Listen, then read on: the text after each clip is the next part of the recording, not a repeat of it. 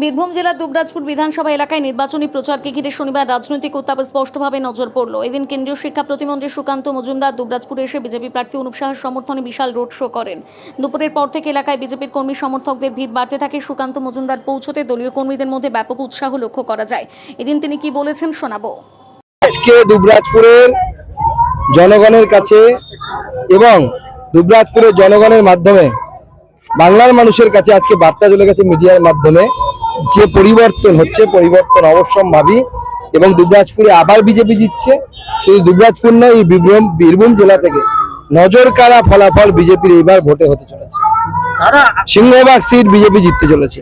আপনি বললেন যে ৭৫,০০০ লাঠি নামিয়ে তৃণমূল গুন্ডাদের জন্য, কি উদ্দেশ্য?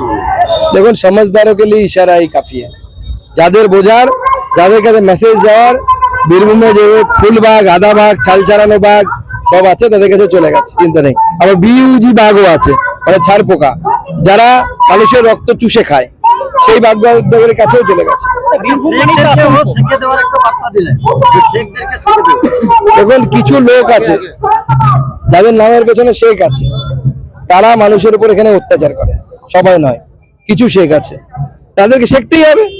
না শিখলে পরে সাধারণ মানুষ বাঁচবে না। তো কারো ভাইপো বলে শেখ একজনকে রেপ করবে, একটা আদিবাসী মহিলাকে, আর তার বিচার হবে না দিনের পর দিন, এটা পশ্চিমবঙ্গে, ভারতবর্ষে চলতে দেওয়া যাবে না।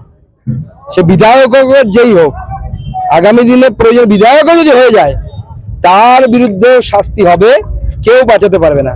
মমতা বন্দ্যোপাধ্যায়, রাজীব কুমারের মতো কতজনকে রাজ্যসভার সাংসদ বানাবেন আর বাঁচাবেন লাল ডায়েরি লুকোনোর হাত থেকে? বাঁচবে কেউ না, সময় মতো সবার ট্রিটমেন্ট হবে। ভোট মানেই বীরভূমে আতঙ্ক, এখানে মারধর, ঝামেলা, খুন খারাপি, কি বলবেন, এটা কাটিয়ে কি ভোট করা যাবে? নির্বাচন কমিশনের সামনে এটা বড় চ্যালেঞ্জ, আমিও স্বীকার করি। নির্বাচন কমিশনকে সেইভাবে ট্যাকেল করতে হবে।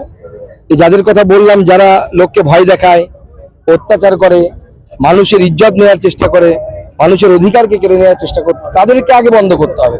তাদের ভোট দেওয়ার অধিকারও কেড়ে নেওয়া উচিত, জেলের ভিতরে রাখা উচিত। ভোটের 11 আসনের মধ্যে কি ফলাফল আছে? কম করে 9টা পাবে ভারতীয় জনতা পার্টি।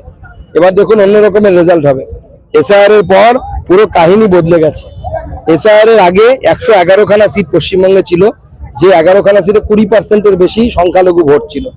মমতা বন্দ্যোপাধ্যায়ের মধ্যে 2021 সালে 106টা জিতেছিলেন 111-র মধ্যে। বুঝতে পারছেন তো? এগুলো সব হিসেবে এবার গন্ডগোল হয়ে গেছে। এবার মেলা হবে, পদ্ম ফুলের মেলা হবে।